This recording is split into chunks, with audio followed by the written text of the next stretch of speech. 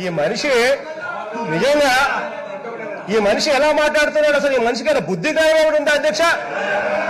ఉందా ఏమన్నా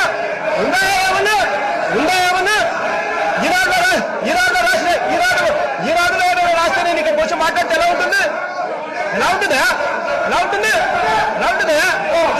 బుద్ధిందా ఏమన్నా?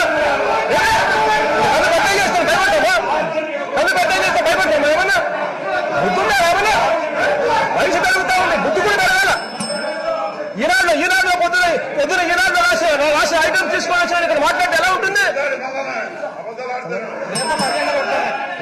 ఏం మాట్లాడదా? బుద్ధుందా ఏమన్నా?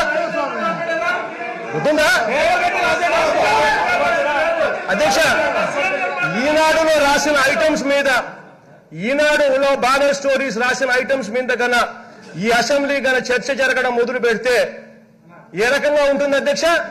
ఈనాడు రాసే స్టోరీస్ చంద్రబాబు నాయుడు గారికి పాంఫ్లెట్ పేపర్ అయినా కూడా ఈనాడులో రాసే ఐటమ్స్ మీద గల ఇక్కడ గల చంద్రబాబు నాయుడు గారు చెప్పినట్టుగా నేను మాట్లాడడం మొదలు పెడితే అసలు ఇంకా డిస్కషన్ అనేది ఎక్కడ ఉండదు అధ్యక్ష. అది పేపర్ బేసిక్లీ ఒక పేపర్ అనేది బేసిక్లీ ఒక వ్యవస్థ. ఈనాడు వాళ్ళకుంటది, సాక్షి అనే పేపర్ ఈనాడుకు ఆపోజిట్ గా ఇంకొక వ్యవస్థ అనేది ఉంటుంది. అదొక మీడియా వ్యవస్థ. ఆ మీడియా వ్యవస్థలో వాళ్ళకు అనుకూలమైన ఛానళ్లు, అనుకూలమైన పేపర్లు వాళ్ళకుంటాయి, మాకు అనుకూలమైన పేపర్లు, అనుకూలమైన ఛానళ్లు మాకుంటాయి. అంతేగాని దానికి సంబంధించినంత వరకు అదొక వ్యవస్థను పట్టుకొని ఆ వ్యవస్థల్లో ఏదైతే రాస్తారో అవన్నీ రాసినవన్నీ కూడా మనకు ఇష్టం వచ్చినట్టుగా దాన్ని ఇష్టం వచ్చినట్టుగా తిప్పుకుంటూ మాట్లాడడం మొదలుపెట్టి అది మేమే చేశాము, మేమే మాట్లాడాము అని చెప్పి ఆయన ఇష్టం వచ్చినట్టుగా మాట్లాడడం మొదలుపెట్టి ఎట్లా కుదురుతుంది అధ్యక్ష? ఇది ఏదైనా మాట్లాడేసరికి జగన్మోహన్ అనే వ్యక్తి మాట్లాడిండాలి కదా. జగన్మోహన్ అనే వ్యక్తి మాట్లాడిందంటే నీకు దమ్ము, ధైర్యము, నిజాయితీ, సిగ్గు ఏమన్నా ఉంటే చూపించమని అడుగుతా ఉన్నా. నేను నా మీద చెప్పలేనప్పుడు ఎందుకు మాట్లాడతామని అడుగుతా ఉన్నా.